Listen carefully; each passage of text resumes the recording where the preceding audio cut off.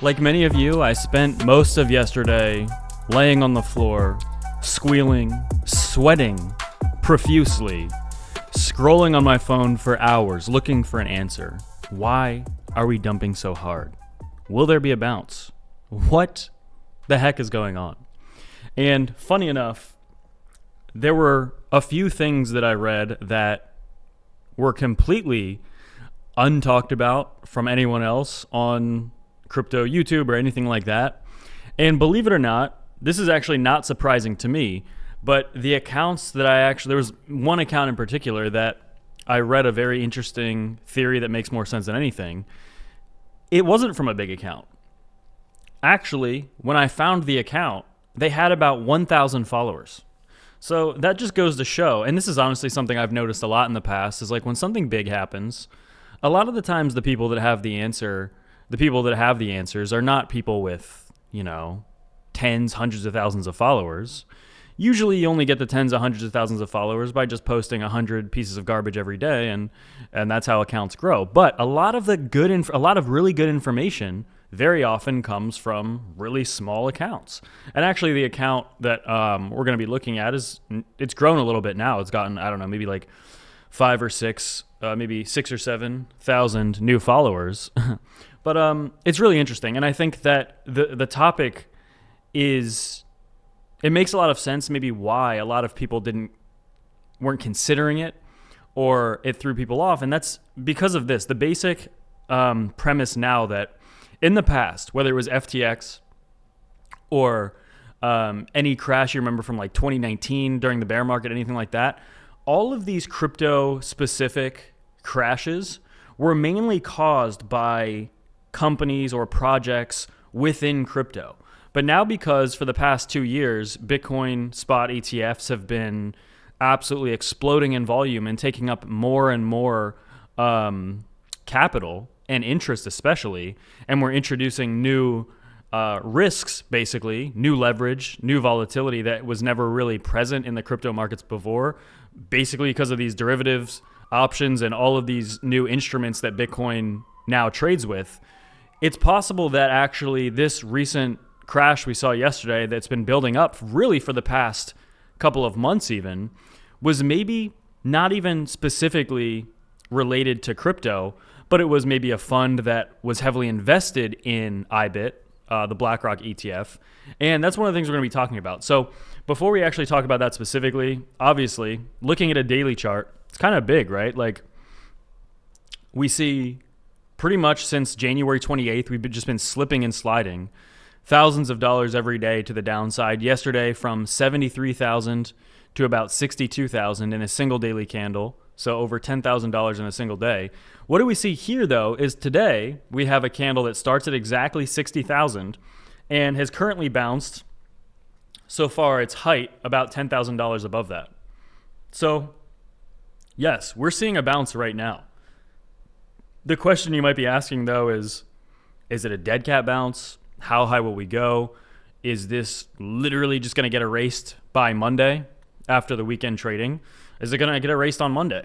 Well, the only way to have really any idea about that is to look for an explanation of what actually happened. And I think there are a few things that are definitely worth talking about. So before we do, this is the very first thing. Crypto Fear and Greed Index hit its lowest level ever. Today, the crypto market saw the strongest single day rebound in over 3 years. Best time to buy is when everyone's scared, and the best time to sell is when everyone's greedy. So we got the most oversold. The fear and greed sentiment, I don't think anyone's surprised by this. Sentiment is awful. Everybody on my timeline panicking, or at least not panicking, just in complete disbelief, complete confusion, complete dejection, despondency. But this is a post I came across, and this is by Parker on X. Now he has about 5,600 followers. Yesterday, I think he had like 1,000, so he's gotten a decent amount, but probably deserves more. So I'm just going to highlight a couple points here. We did see the highest volume on IBIT, BlackRock's ETF, yesterday by a factor of nearly 2x, trading at almost $11 billion. And usually Bitcoin and Sol don't necessarily trade together, but we saw them trade down, and also lower liquidations on CeFi exchanges. Basically, he's saying make it very likely that the problem or who blew up, because that's a topic I've seen a lot of people talking about, like who blew up, what institution blew up. This was not retail just selling willy-nilly. It seems like the way this was happening, it was somebody big that might have blown up. IBIT has become the number one venue for Bitcoin options trading now. It is the most successful ETF of all time, so it's not really a surprise. But he says here that his guess is that a hedge fund that was trading IBIT options potentially blew up. Majority of their fund is in IBIT, and in fact, there are a few that if you look at the 13F filings for IBIT, you can see, and he said he's not naming names, but there are some that are basically 100% of their fund is in IBIT, which means there's no cross margin, which means the biggest reason to set up a fund to hold a single asset would be to isolate margins so that if the trade blew up, the brokers wouldn't have to claim any other assets. And most of these single asset funds are in Hong Kong. So if most of these buyers and holders of IBIT that are basically just 100% IBIT are based in Hong Kong, Asian traders is what we'd be looking at, and specifically in China, they're deeply involved in silver and gold. And as many of you know as well, we've seen silver get destroyed over the last couple days, but now it's bouncing massively with Bitcoin.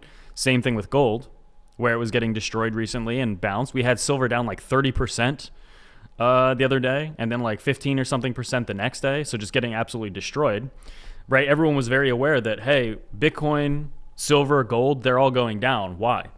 Well, Asian traders, particularly in China, have deeply been involved with silver and gold, and especially if it's one of these funds that is completely in IBIT as well. That's pretty big. Silver was down 20% yesterday, which is gigantic.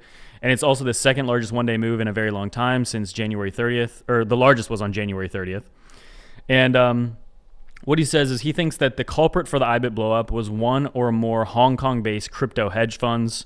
And one of the reasons that maybe it's hard for any of the people on crypto social media to have pinpointed it is because they could be a fund that is not really crypto native, somebody that's not really involved in any of the crypto social media aspect of anything, and kind of divorced from the usual crypto ecosystem, at least in that way. And what he's saying is another big piece of evidence is that there are a number of Hong Kong-based hedge funds that are holders of DFDV, which also had its worst single down day ever, meaning again, this is another trigger or another correlation of why yesterday was so dramatic. And specifically, October 10th, because of what we saw with the cascading and the massive dumping and the basically decorrelation from Bitcoin with gold, silver, and the stock market back on October 10th. On October 10th, maybe there was a hole blown in the balance sheet of this fund, and they tried to win back by adding leverage, waiting for a rebound that never came. And when that rebound never came, this led to increased losses, which then increased funding costs in yen. And you can see basically he's saying how the funds would have gotten more desperate, then hopped on the silver trade. And when the silver trade blew up, they got even worse for them.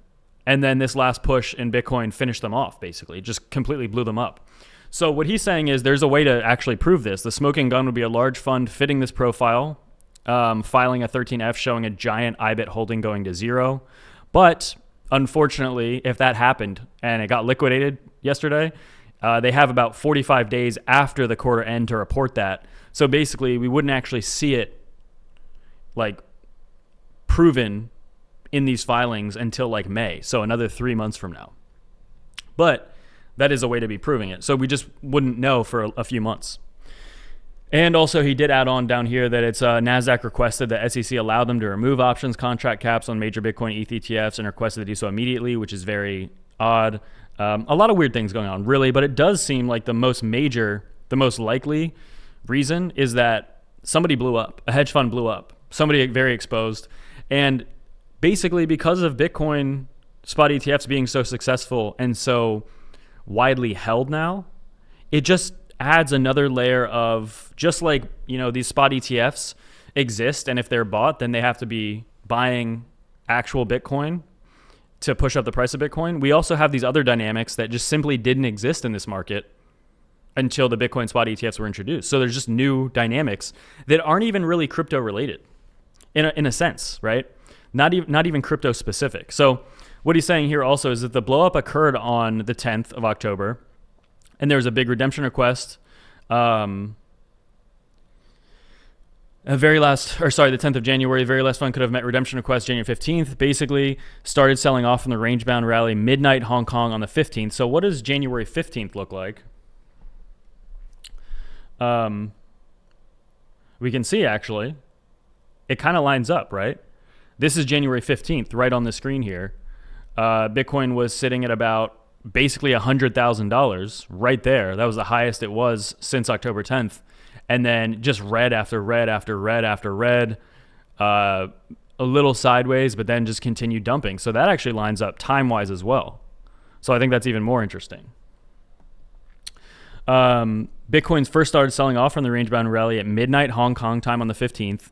Kind of an odd time to start selling unless you wanted to absolutely maximize the amount of time you had to sell. So maybe they knew they had to sell beginning then, and they just started dumping it. And here we are a couple weeks later, and it started this big spiral, the redemption there. So that's one theory that makes a lot of sense, I think, that I didn't see anybody mention until this guy mentioned it.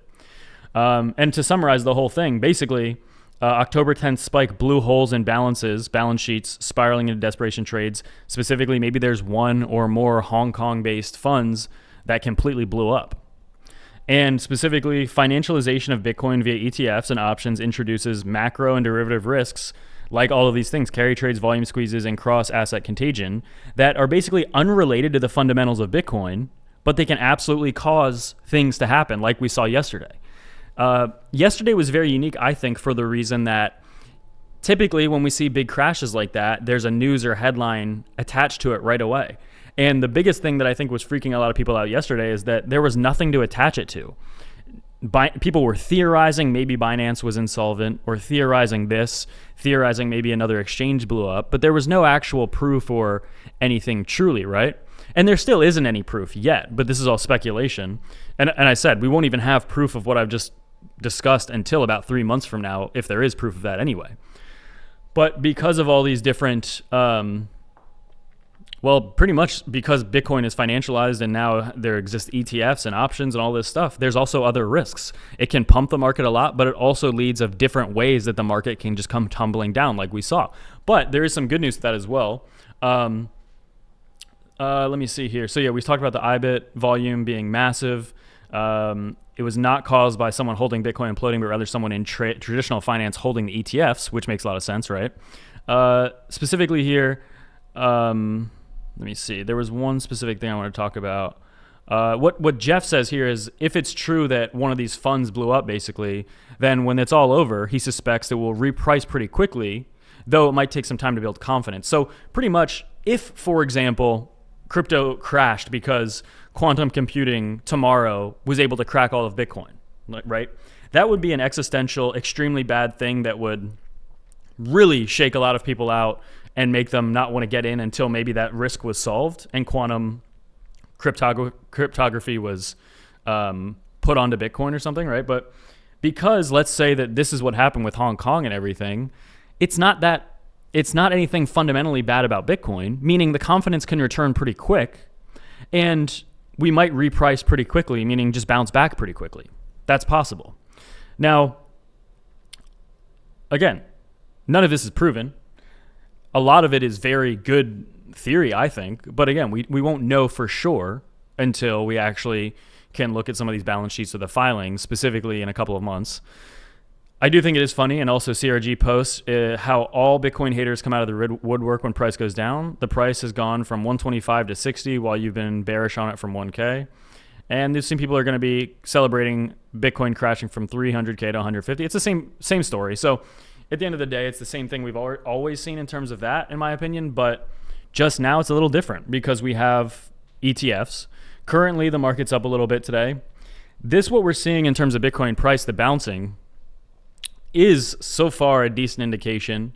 Absolutely, we are not going to new all-time highs by next week, in my opinion, unless maybe there's some gigantic fundamental news, maybe a Clarity Act, maybe some stuff like that, but that's not anything I expect anytime soon. At this point, though, Bitcoin just not free-falling and collapsing and regaining some momentum, and especially building back support if we go to like a weekly chart or something, specifically here about the $70,000 level where Bitcoin traded all of this time back in 2024 before exploding to 100K, building this back as support where we are right now, basically right here, because that's where we're sitting, right? This is all this resistance or support, or this was resistance. Now this is a chance to really build it up as more support, which also, remember, was resistance back in the 2021 bull market where it topped out at 69K. Nice.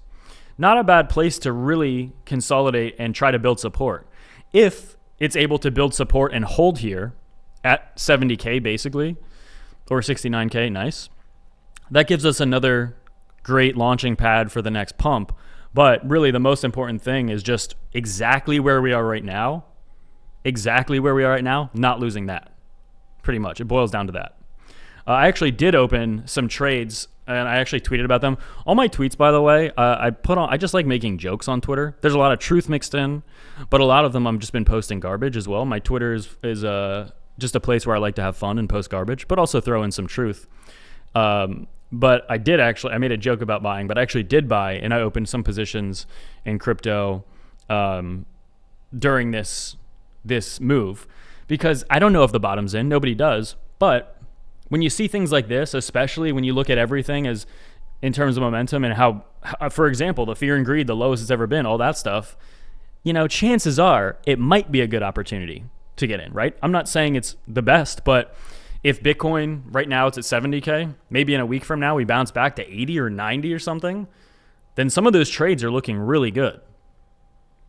Whereas a lot of traders, or new people really, will buy in at tops.